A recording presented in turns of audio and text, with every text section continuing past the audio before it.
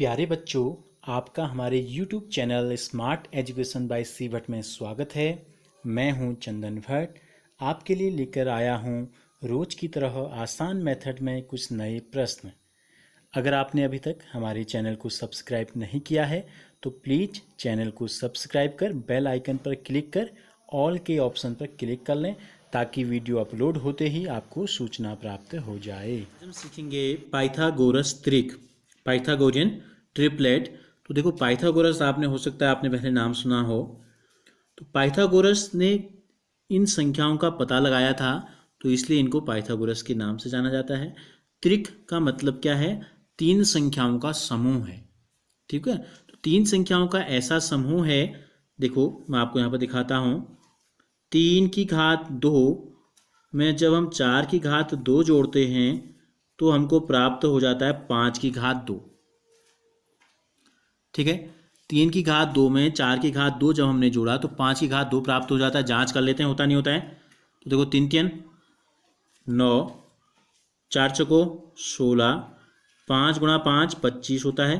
16 में 9 जोड़ो 25 आ रहा है और दाएं पक्ष में भी 25 आ रहा है। ठीक हो गया, तो हमने इसकी जांच की यहाँ पर। इसी प्रकार तीन संख्या और हम लेते हैं। तो वो 6 की घात 2, 8 की घात 2 बराबर हो जाता है 10 की घात 2। जांच कर लेते हैं है या नहीं है। 6 गुणा 6 36 होता है, 8 गुणा 8 64 होता है और 10 गुणा 10 होता है 100। 36 में 64 जोड़ेंगे तो 100 आएगा और दाएं पक्ष में भी 100 है। तो अभी हमने जांच की। तो ये जो नंबर हमको दिखाई दे रहे हैं 3 4 5, इसलिए 3, 4 व 5, या ये जो नंबर हमने लिखे 6, 8 व 10, ये कहलाते हैं पाइथागोरस त्रिक। क्या कहलाते हैं? इनको हम बोलते हैं पाइथागोरस त्रिक कहलाते हैं। ठीक है, क्योंकि दो संख्याओं का जो वर्ग है इनको जब जोड़ेंगे तो तीसरी संख्या के वर्ग के बराबर होते हैं। तो इसको हम किसी समकोण त्रिभुज के लिए भी आपने पाइथागोरस प्रमेय के नाम से इसको सुना है या इससे संबंधित हो सकता है आपने प्रश्न किए हों। तो ये तीन संख्याओं का जो जोड़ा है, समूह है, ये समूह कहलाता है पाइथागोरस त्रिक कहलाता है। अब हमें क्या करना है? इसके पैटर्न को हमें समझना है।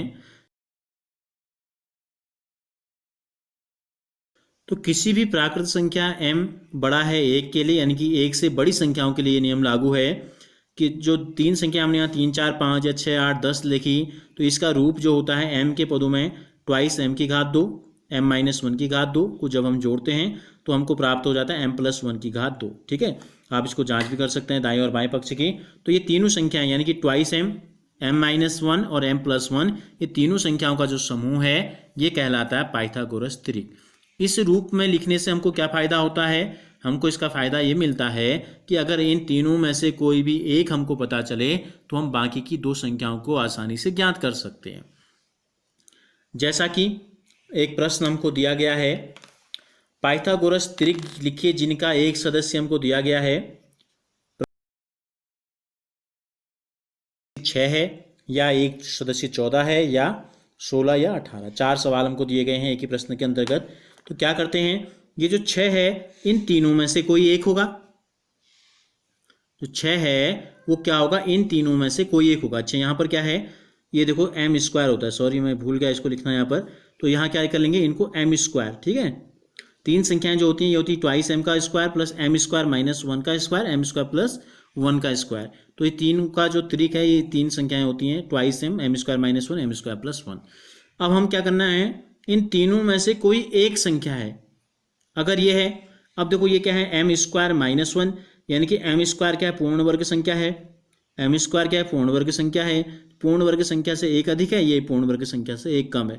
तो आप ये देख लीजिए कि 6 से एक संख्या बड़ी या 6 से एक संख्या छोटी कोई पूर्ण वर्ग तो नहीं है।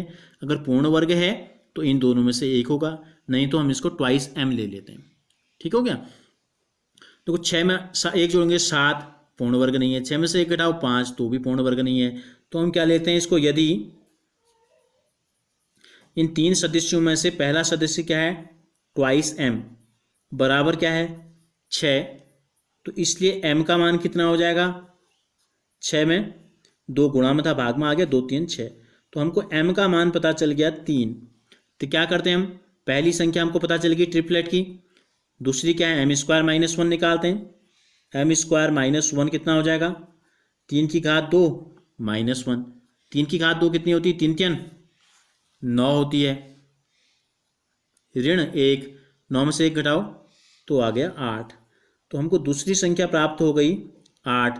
इसी प्रकार निकालेंगे +1, तो कितनी होगी, 3 की घात 2 धन 1, 3 की घात 2 हो गई 9, 9 में 1 जोड़ देंगे तो कितना आ गया 10।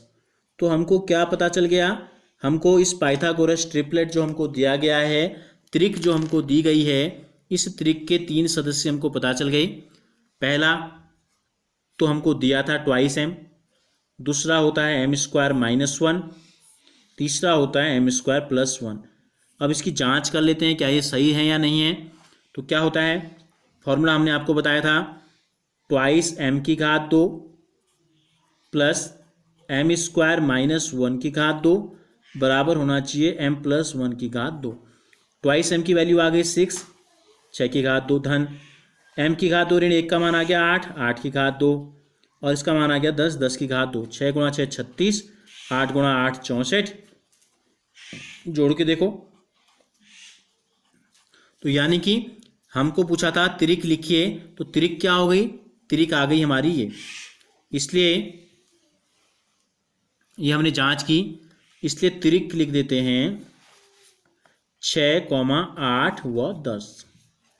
ये हमको बताना था, त्रिक हमको बतानी थी, त्रिक आ गई 6, 8, 10। इसी प्रकार आप क्या कर सकते हैं, दूसरा, तीसरा और चौथा निकाल सकते हैं।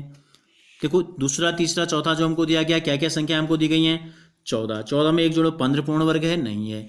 14 में से 1 घटाओ 13 पूर्ण वर्ग है, नहीं है। तो इसको भी ट्वाइस एम लेके चल जाएगा। 16 में 1 जोड़ो 17 पूर्ण वर्ग है, नहीं है। 16 में से 1 घटाओ 15 पूर्ण वर्ग है, नहीं है।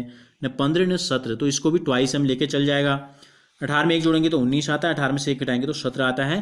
ये भी पूर्ण वर्ग नहीं है, न 19 और न 17। तो इन तीनों को ट्वाइस एम लेके, जैसे कि हमने ऐसे लिया था, ऐसे ही सेम मेथड से आप इनको भी हल करेंगे तो आपको इसके बाकी सदस्य पता चल जाएंगे।